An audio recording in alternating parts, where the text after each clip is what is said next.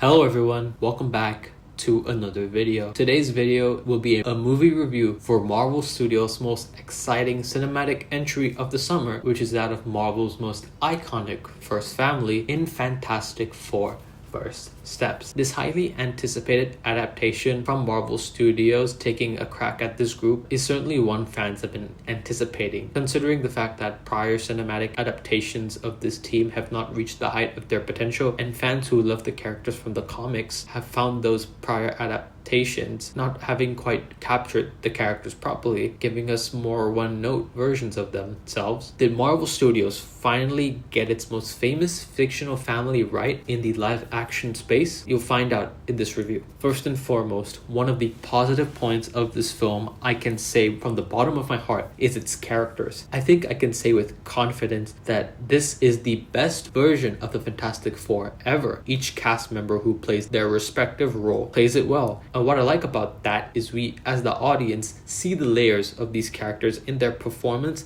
as well as the subtle ways that give us insight into their character. My knowledge of the Fantastic Four stems from having watched the early films from years ago. Those prior live-action adaptations of those characters didn't quite capture the layers each one of those characters, and felt as though the portrayals at the time were just archetypes or one note, making them not memorable. I've always based my views on the Fantastic Four from this media. However, after watching a lot of videos that cover the stories and mythos of the Fantastic Four from comics, and most recently, Marvel dropped a 1.5 hour video on the history of the Fantastic Four, it really opened my eyes to a whole new world that I only could see the tip of the iceberg. First and foremost, Pedro Pascal affirmed me and sold me on his portrayal as Reed Richards. I remember being someone who wasn't initially on board with Pedro Pascal as Reed Richards at the time of his casting, but as time went on, he really did grow on me. I like the way he portrays the intelligence of Reed Richards and the emotional depth of the smartest mind in the Marvel universe. He isn't like Tony Stark where he's a charismatic genius, but Reed highlights his intelligence in a believable way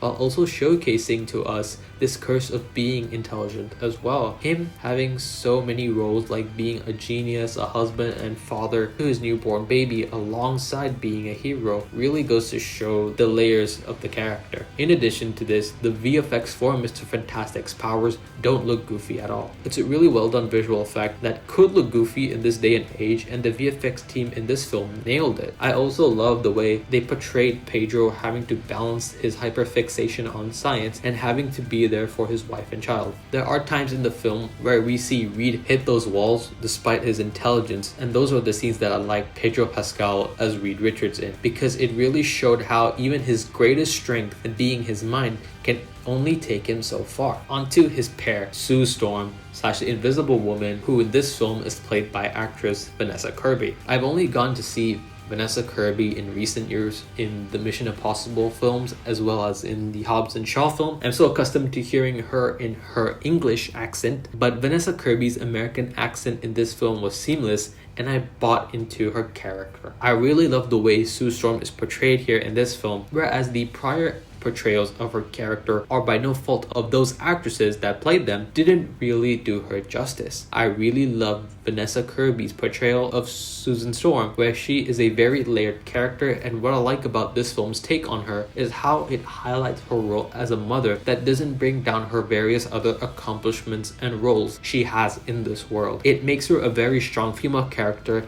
in a day and age where a certain group of the internet will start raising pitchforks, torches, and knives when something strays from the norm of what they're used to. I dare say she's one of my favorite female characters in this recent phase of the MCU. I really love the way her abilities were showcased too, where there is this rainbow-like colors when she's using her invisible powers, showing how she's bending light waves in order to do so. Sue being a mother makes her so much more of a hero, and her owning that aspect of herself amongst her various other characteristics makes her such a great and multi-layered character. I also love both Reed Richards and Susan Storm's dynamic in this film. We really see the pair in both their highest and lowest moments. We really see how the course of this film really tests both these characters as they've now become parents to their newborn child and how each of them are going about it. We see how they both need each other, and more importantly, how Susan Storm is Reed's anchor that can bring him down to earth when he can be drowned in his own thoughts. Now onto the other two members of the film. I liked Ebon-Moss Bachrach's portrayal of the Thing. While we don't get much of a character arc for the Thing in this film,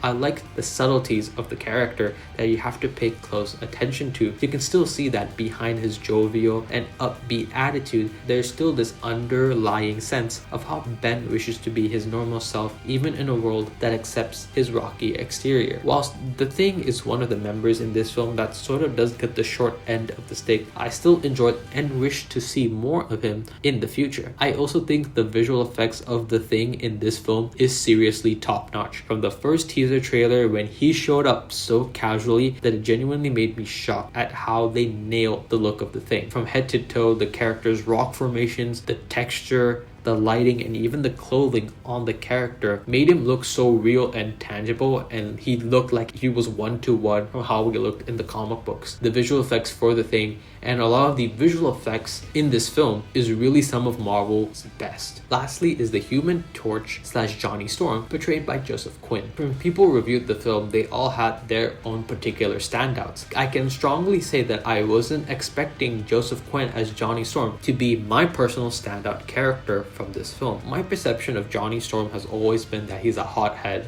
no pun intended, and this ladies' man as portrayed by Chris Evans in the early 2000s films. However, after having watched that 1.5-hour history video of the Fantastic Four on Marvel's YouTube channel, it showed me how Johnny Storm is more accomplished in his own right, as he underwent various tests to be a space pilot alongside Ben Grimm in helping pilot the rocket ship the Fantastic Four would board on. So Johnny Storm is more than just a ladies' man character. This film is able to showcase those qualities but not overplay them. Highlighting Johnny being intelligent in his own way allows for this take on the character to be distinct and nuanced from prior portrayals, and Joseph Quinn's portrayal of the character made me appreciate him as an actor. I was aware of Joseph Quinn and the projects that he was a part of, but never really got to see him in any of those. So for this to be my first introduction to the actor and to this role, he truly stole the show for me, and I can genuinely see him rise as a star after this film. He was personally, to me, the MVP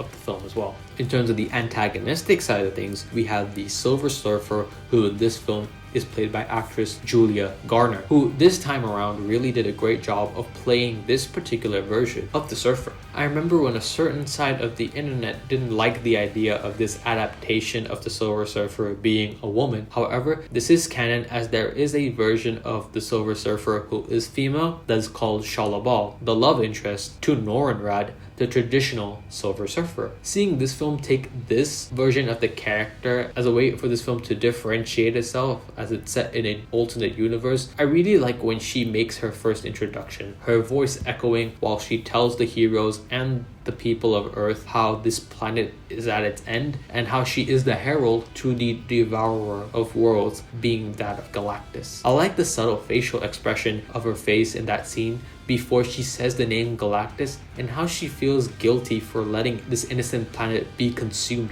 by a cosmic entity such as him. Also, the visual effects on Shalabal Silver Surfer is amazing in the way you can see her skin reflect and shine. There's a shot especially when Johnny comes into contact with her and you can see Johnny's face reflected on her, and it was a really amazing effect. Onto the main man himself, Galactus, played by Ralph Ineson. If I haven't already done so, I genuinely cannot stress this enough, but you have to go see this film in IMAX, especially when you see Galactus for the first time. When the team goes through his ship before they eventually see his towering stature for the first time, I was genuinely excited to see the scale of the World Eater brought to life. I was so filled with excitement to see the character from head to toe, as they were hiding Galactus in most of the marketing for this film, and seeing this character in true form was amazing. Galactus, accompanied by the IMAX format, makes him look like a colossal titan on the scale of kaijus and mechs, if not bigger than them. Galactus' ship and his character design was really impressive because of how you can see so many technical intricacies in his aesthetic to help separate himself from the F4 and their world's aesthetic, making him this sci-fi villain. And Ralph Ineson's voice too just adds this level of menace and dread to the character that feels fitting for a character of immense scale. I almost forgot the Fantastic Four's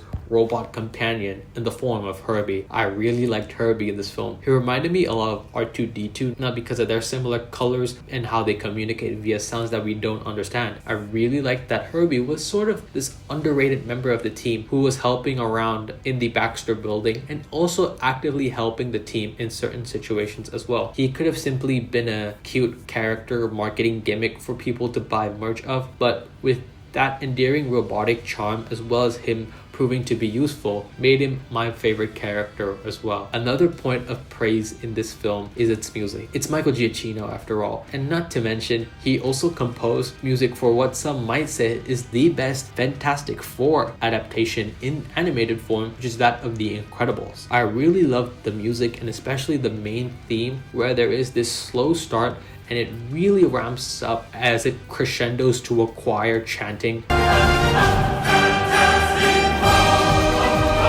Just been so memorable and it feels like it stuck with me. And not only that, I really like how I got swept up in the music, making me so much more immersed in the film. Another point of praise for this film is that I love this movie's aesthetic and art direction. When it was confirmed by director Matt Shakman that this film would take place on an adjacent Earth in the MCU, separate from the main 616 timeline, I was a bit taken aback at first. However, I really like that Matt Shakman took this stylistic approach to make this world a retro-futuristic 60s universe as a way to pay homage to the character's first debut being in the 60s as well. I love the set design of this world and how it looks like Sid meets art, which is what Matt Shakman used as a source of inspiration in bringing this world to life. I also like the technology being analog as a way to still show how this film is sticking to its 60s time period while also heightening it in a way that feels believable. The person and collective team who helped shape this world is Kasra Farhani, who is the production designer of this film. He was also the production designer on another project, being that of the Loki series, which makes sense as that show also has a retro-futuristic aesthetic in the time organization of the TVA. As of this recording, it was recently announced that Kasra Farhani will also be the production designer on Avengers Doomsday as well, so expect some genuinely immaculate set design. I also love the Fantastic Four's suits in this film, where they are the white and blue suits from the John Byrne era of comics rather than the traditional black and blue suits. I think that this is a really good choice because the white color of the Fantastic Four's costumes really help the characters pop. As previously mentioned, this film being separate from the main MCU Earth and not bound by its restrictions and trying to squeeze this team into an MCU world where so many cataclysmic events have happened, this film is able to tell its own story and have its own history that makes this world feel alive. I also like that this film leans into the sci-fi space exploration aspect to help separate itself from prior Marvel projects that have taken place in the cosmic side of things like Guardians of the Galaxy. After all, the Fantastic Four are space explorers in the comics, so this made sense. If there is a gripe with this film that I have, is that I think this film's first act feels rather quickly paced. It feels like we sort of fast forward in the beginning and then we get to the real catalyst of the film that sets the story into motion. I wish this movie was more than 2 hours long, so this film wasn't so fastly paced in the beginning, allowing for the film to breathe before the real story kicked in. However, that doesn't mean the rest of the film isn't great. This is just one issue that I really had with the film. Overall, Marvel Studios' Fantastic Four First Steps is a really well done Marvel film that fans will truly enjoy.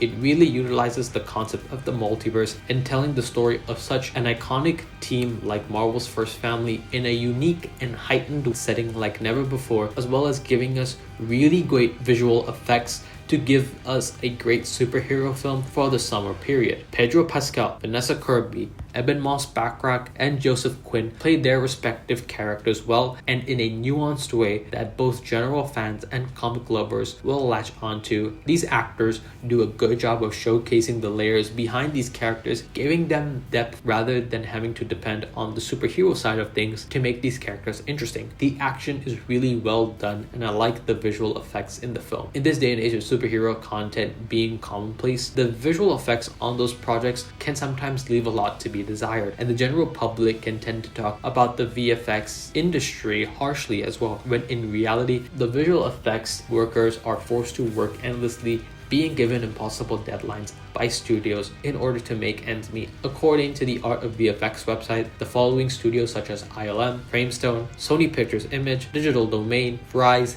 and Weta Effects really deserve an applause for the VFX of this film in bringing to life this retro futuristic 60s world, as well as the space scenes we get in this film, and bringing to life characters like The Thing, Silver Surfer, and Galactus. Do stick around for the mid-credit scene, as it does serve significance for what comes next, whereas the post-credit scene is just a little fun credit scene. All in all, Fantastic Four First Steps fires on all cylinders and gives us an exciting sci-fi action-packed story while giving us a grounded and emotional one in our characters, giving us a nice summer blockbuster in the superhero realm, and like the team's name, it is truly fantastic. Thank you all so much for watching this video. Please like and subscribe as it shows your support. Leave your thoughts in the comment section below about what your thoughts were on the Fantastic Four First Steps film, and hit the bell notification icon to be immediately notified of when videos on this channel go live. Till then, see you guys on the next video.